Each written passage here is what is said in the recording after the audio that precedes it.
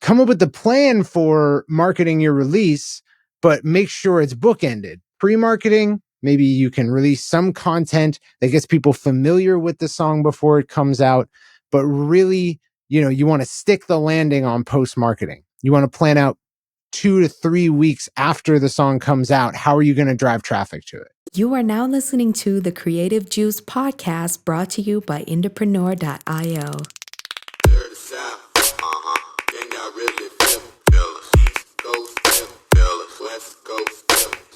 What's up, Indies? Welcome back to the Creative Juice podcast. Today we're going to be talking about music marketing, and specifically we're going to be talking about releasing new music and what you should do before you release your next single. We're bringing it back to some fundamentals today, and I'm excited. I'm your host, Jack McCarthy. With me, as always, is my good friend and partner, Circa. Cirque, what's going on, my friend? Dude, the sky is falling. It's the end of the workday here. Bunch of different issues arose all at once, but luckily we got them wrapped up and ready to podcast. Dude, you know what? Taylor Swift released a record a few days ago, and it's World War III almost. So here we are. The sky is falling in so many different ways. On God. I'm super excited about this topic because I think we get a lot of questions about this specifically. And while we're not like a distribution company or anything like that, we definitely advise a lot of artists on like, here are the things you should have in place before you release singles and what you should be thinking about. And a lot of these go overlooked. While they might be simple, a lot of them go overlooked. So we wanted to break down kind of 4 things that you should be considering before you release music. So I'm excited to dive into it. Hell yeah. And it's definitely not a topic that we cover enough. So I'm glad we're putting some coverage on it. For sure. Yeah. I actually see this. It seems like this comes up in the IndiePRO community, especially from time to time. And I've seen you kind of dive into it. So I'm excited to talk about it because we don't. You and I don't talk about this too much. So let's get into it. I think the first thing when it comes to releasing singles or releasing your next single, we're going to break these down in 4 parts. And primarily what those are comprised of is just distribution prep, assets for pre-launch, your launch prep, and then your post-launch content and marketing. Those are kind of the big 4. So let's get into distribution. What you should be planning for ahead of time, how you should be scheduling your releases, why that's important, why it matters, and how it will help you kind of set a timeline and keep things on track. Yeah, let's go. Let's get into it. Rock and roll. I think there's a temptation, especially given how music just rapidly gets released and songs just drop, to be like, oh, this is done. The master's done. I'm going to upload it and it's going to go live tomorrow. And there's a whole air of that being a thing that goes on, especially with like major artists. It's like, it just seems like music is just falling out of the sky. Speaking of the sky is falling, music is falling out of the sky. And it's like, oh, I should just, you know what? Screw it. I'm going to drop the music tomorrow. It doesn't even matter. I don't need any prep. When in reality, like, that's not actually what's going on behind the scenes. No. Yeah. And I've definitely fallen victim to this. My project, Some Kid Punk, we were so prolific in creation for the first year that we could afford to release a single every 2 weeks. And what you just described is what happened, where it was like, let's just release it, not think too much about it, move on to the next. And we didn't do a whole lot of promotion. So this will not be that. What we're So let's dive into that. Actually, I was thinking about that while we were brainstorming this topic a little bit, knowing that you've got a lot of experience with that personally, not only consulting artists, but with your own group, putting out, music at a pretty rapid release cadence. And when it comes to prepping for distribution, what are some kind of best practices and guidelines that you think we should talk about, both from your own experience and just consulting that you've done recently, especially amongst the IndiePRO community, where I know this question comes up a lot? Yeah, I think a major thing to consider is to just like, if you're trying to release something, the last thing you should pick is a release date. That's like the last thing you should do. All too often, people pick a release date and then use that as the spark to get them to do everything else. You should do everything else. And then once you're certain it's done, pick a release date. And then hopefully we'll get into what everything else is. But the first thing you can do for yourself that's going to help massively is to not place some arbitrary release date on it and then try to get everything finished before that. It's kind of the opposite of like the ready, fire, aim principle here, you know? Yeah. It's truly something that it doesn't make sense to try and build the boat as you're going, so to speak. You should really look to have a lot, and we'll talk about that. We'll talk about assets and launch prep and post-release marketing and what you should be thinking about in all of those. But I mean, even down to the distribution side of things, when it comes to actually uploading your track and prepping all of that into, you know, your distributor of choice, whether you're using something like DistroKid or CD Baby or Two Lost or whatever it might be, what you really need to be thinking about is giving yourself enough time, for one, to prep everything else, right? That actually involves the publicity and the advertising around your single release, but also like the habit of just uploading and dropping the next day doesn't really do you any favors when it comes to getting your song pitched either. And I don't know if we want to spend too much time talking about that because it's sort of a crapshoot, but it's probably worth mentioning because I know people have questions about it. I know generally like a good rule of thumb when it comes to uploading your music to distribution is that you at least want to have a 2-week lead time so that any playlist that you might get pitched to or get put in front of, it has that lead time. It has that on ramp. Otherwise, like if you're just, you know, uploading and dropping, you don't really have a shot for that. Yeah. I would say like in days past, I might have said like, you only really need 2 weeks. And that's because specifically with Spotify, if you go to your Spotify for Artists dashboard and you have a single upcoming, it's already been loaded by your distributor, and you can click that submit button to submit for consideration for editorial playlists. For a broad majority of all artists, that's not going to do anything for you in terms of editorial playlists. But what it does do that they really don't mention enough is that they have this audio analysis engine that when you submit your song for playlist inclusion, it will analyze the audio profile of your song, specifically the spectrograph of it. So it's like a visual readout of all the audio data. And then it uses machine learning to dissect that spectrograph and say, this is what your song's like. Here's the timbre. Here's the pitch. Here's the aggressiveness. Here's the loudness. Here's the genre even. They can get all that from the spectrograph. And then it basically gives it its first set of parameters to compare to other songs that have a similar profile based on the spectrograph. And that's how we can make recommendations about your song before anyone's even listened to it or even listened to you.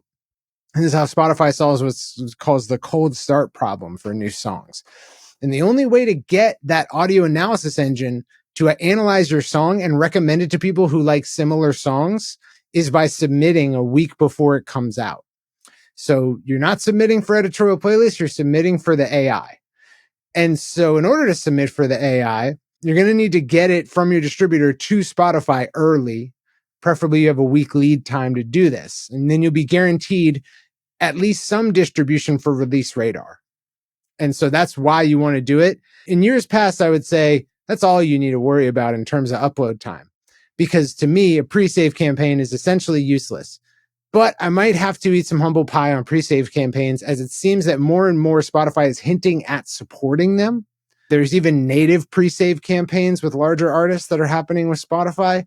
So I wouldn't say it's completely worthless, not worth your time.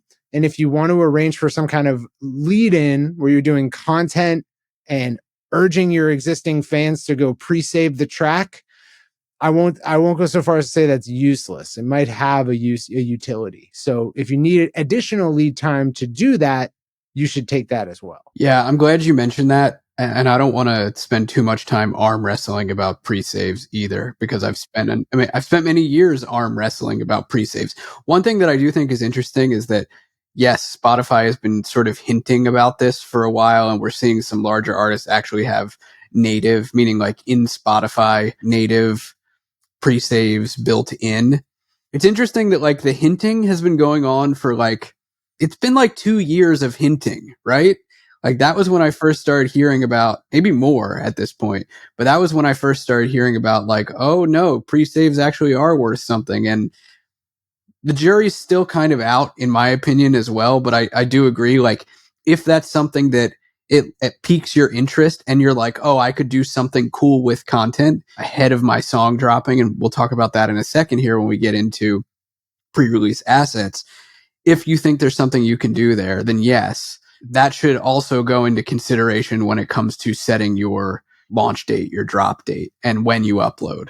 Yeah, that's not to say that like I'm saying you need to do a pre-save campaign, by the way. Like let me let me be clear. Like, yeah, I don't know the degree to which it's worth the effort. It seems to be more effort than reward. It seems to be skewed towards the effort side. So you're not going to get outsized returns from it, IMO, but it's definitely something you can perform. And if you're trying to leave no stone unturned and try to get like the maximal value out of your release, give yourself maybe a month or maybe a month and a half lead time on a single by uploading to your distributor a month and a half before the actual release date. Yeah, I think that's good advice. I definitely agree.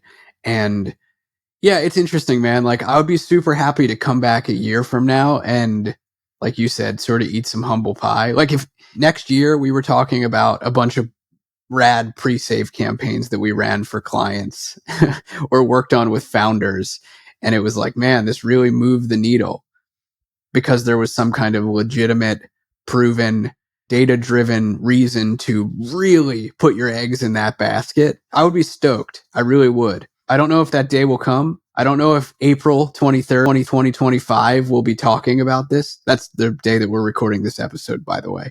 I don't know if we'll be talking about that, but I think you said it well in saying, like, if that's something that interests you and you think you want to try to squeeze all of the possible juice out of your release that you can, maybe it's worth considering kind of putting that in your arsenal. I don't think you should put all your eggs in that basket. I've had too many conversations where I've had to talk artists down from that, of them, being like, yeah, man, like, we need to drive all the traffic to the pre-save. Doesn't really matter what happens after the fact, only for them to be severely let down by the results of it. And I don't want to see that for you.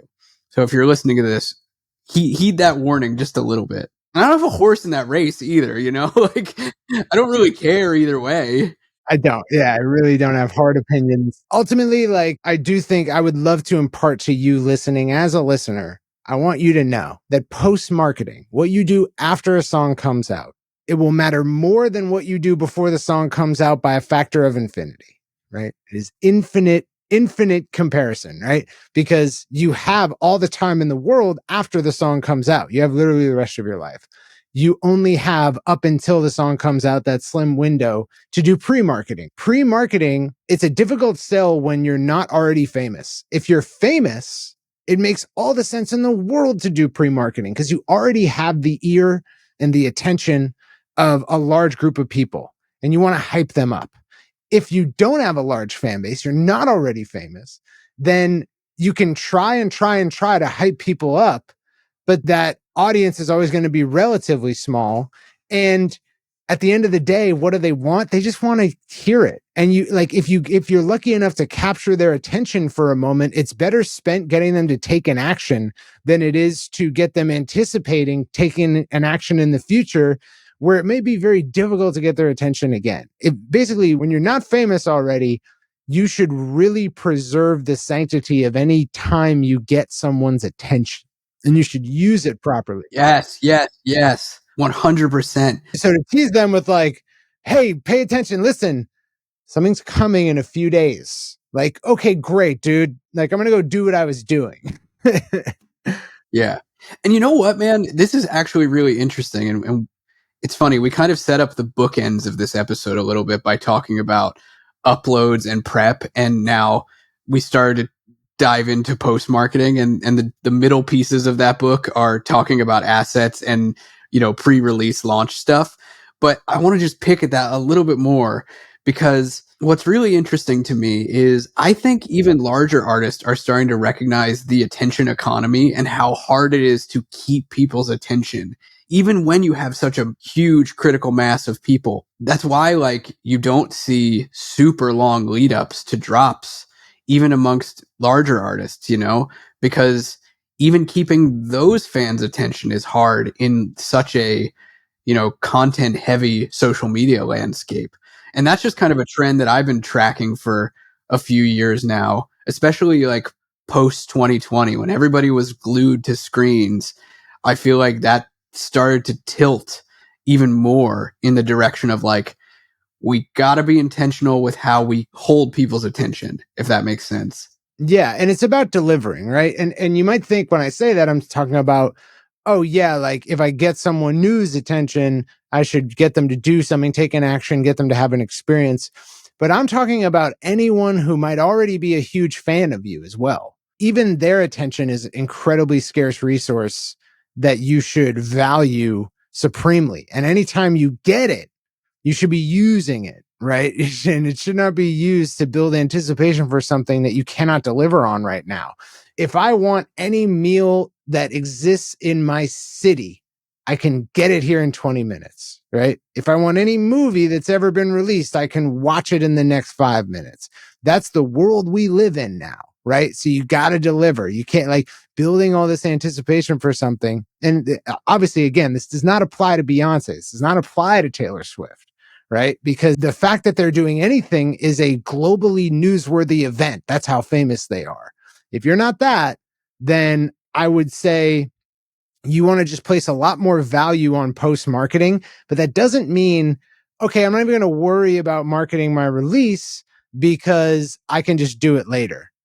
It's like, no, come up with the plan for marketing your release, but make sure it's bookended. Pre-marketing, maybe you can release some content that gets people familiar with the song before it comes out, but really, you want to stick the landing on post-marketing. You want to plan out 2 to 3 weeks after the song comes out. How are you going to drive traffic to it? 100%. Yeah. And that's, I think, a really good jumping off point to talk about building assets before the release, meaning you should have your creative assets like your graphics, like your copy, your video content, all of that should be existing before the release happens, ideally.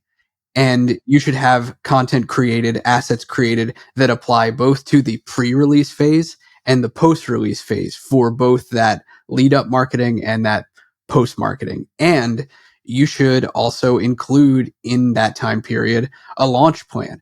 What kind of social media posts are you going to be dropping ahead of time? What's the narrative that's going to be surrounding those? What kind of content is going to go there? What kind of email marketing are you going to do? Does a pre-save campaign fit into this? This is kind of like pillars 2 and 3 of what we were talking about, sort of in these fundamentals here. And that's the filling in of the gaps that you were just talking about, Cirque. Use that time to build up the meat between the bookends, and then you kind of take off into post marketing. Yeah, I have like definitely some real personal experience with this, having marketed releases for my group, which is that like, one, when it comes to pre-marketing, there's 2 things that can happen. One, either your song is going to hit or it won't.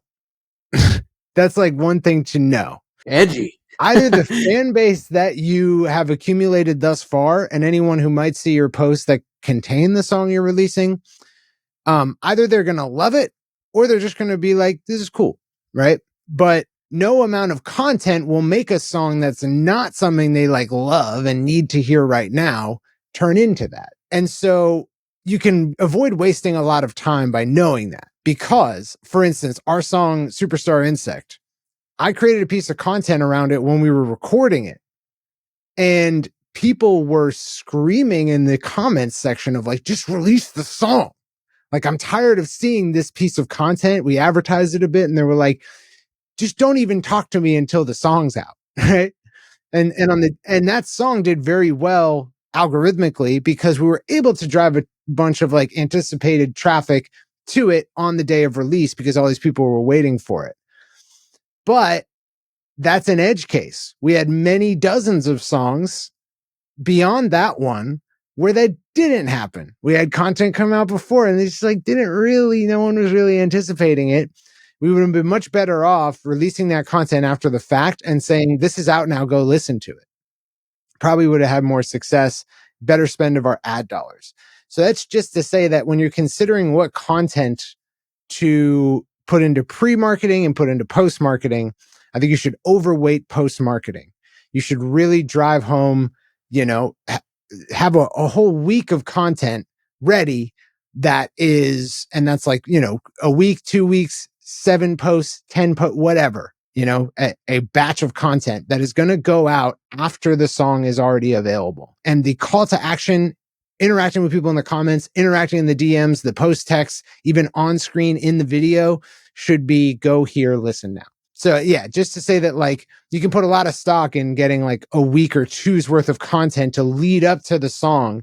And if the song doesn't really go off, like, one or two out of every 20 do, then that's kind of going to be a wasted effort. You've been better off just giving people an action item with that content instead of like, this is coming out. A lot of that comes down to knowing your audience and kind of having a gut feeling on your song choice. Not every single is going to be a hit. Not where does it fall on the bop meter? I think that's really good advice, though. I definitely agree. And I think that's helpful, like, put simply, of giving you a sort of internal gauge of how to or when to weight your content in a certain direction, either pre-release or post-release.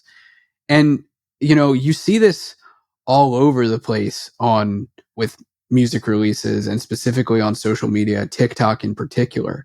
Once a song releases, especially if it's a song that is getting traction with a fan base, you start to see a content cycle that goes on for a very, very long time. We talked about this a number of episodes ago, where we were kind of running down how to grow a fan base with content, and just looking at, TikTok as an example, and artists who create vertical short form content, and how so often the song remains the same, the part of the song remains the same, and the setting changes as the artist finds what kind of videos are resonating best with their fans. And for all we know, and for all fans know, all of that content could have been shot before the song even dropped, and it's just being rolled out to help the song continue to have more and more momentum after the release. And I think, like, that's the kind of thing that you build up into your launch strategy, your post-marketing phase. And that's where you can start to build in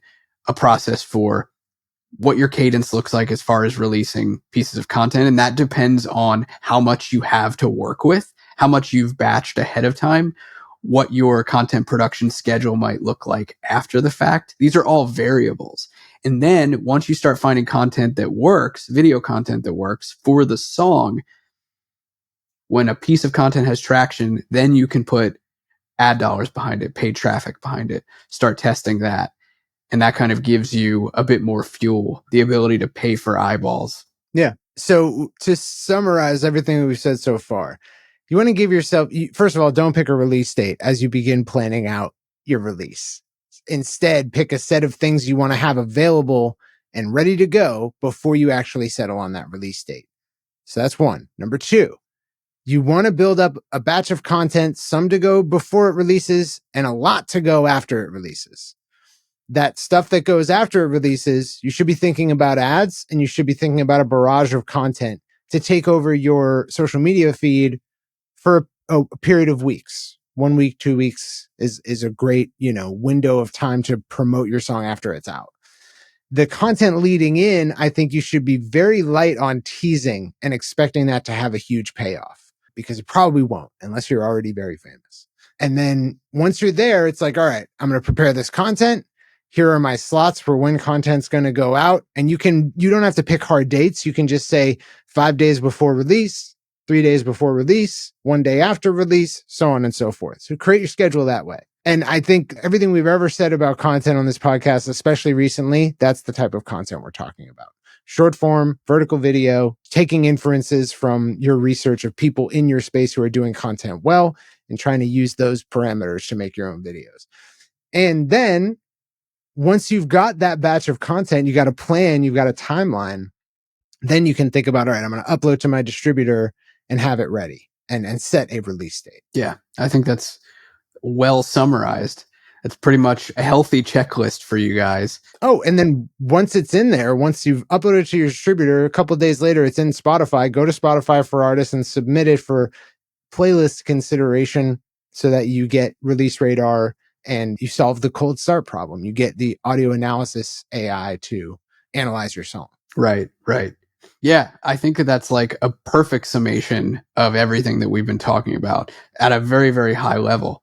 Which it's funny how this question is kind of an eternal one. Like it comes up a lot. And maybe that's just the nature of there being new artists coming into wanting to release music every single day.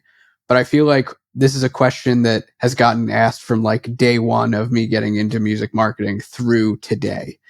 So I'm glad we got to talk about it and sort of give some prescriptions and hopefully just like a helpful sort of back of napkin 4-step easy process to go through. And hopefully like my intention with talking about any of this was to inspire artists to have sort of the overwhelm of this and the indecision that can come with it taken out of the equation. We talked last week with Jonah about like indecision and how you get in sort of panicky modes where you're so overwhelmed with choices that you have to make in your music career that you just don't do anything.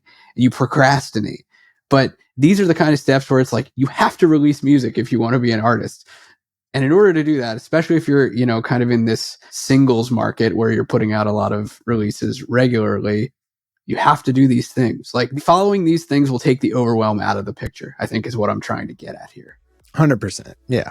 I love it, man. This was tons of fun. Tons of fun and hopefully helpful. Yeah. I hope you guys dug this. Hope it was helpful. And I hope to see tons of great music throughout the rest of 2024.